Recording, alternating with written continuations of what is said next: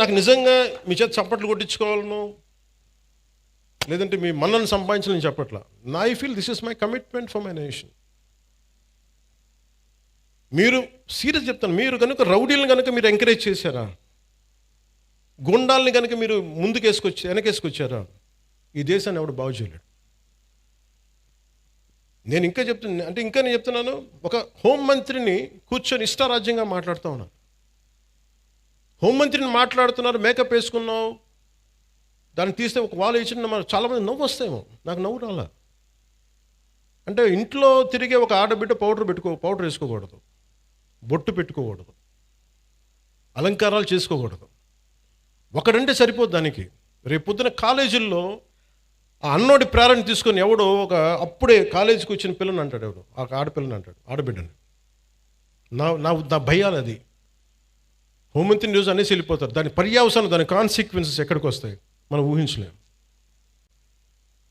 అందుకని ఇవి మేము వెరీ వెరీ క్లియర్గా ఉన్నాను. నేను అలయన్స్ ప్రభుత్వం, లా అండ్ ఆర్డర్ నా చేతుల్లో లేదు.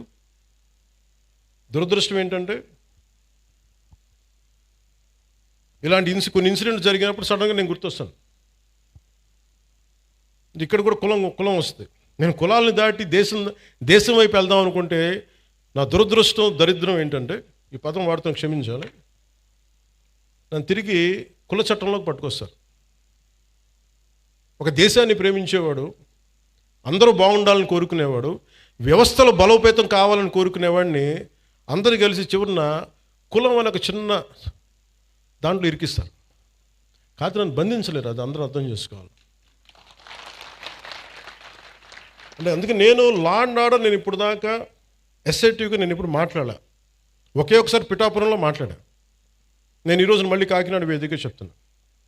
I want entire Janasena party MLAs and MPs, entire Janasena party MPs and MLAs and ministers, raise your voice against any kind of law and order situations.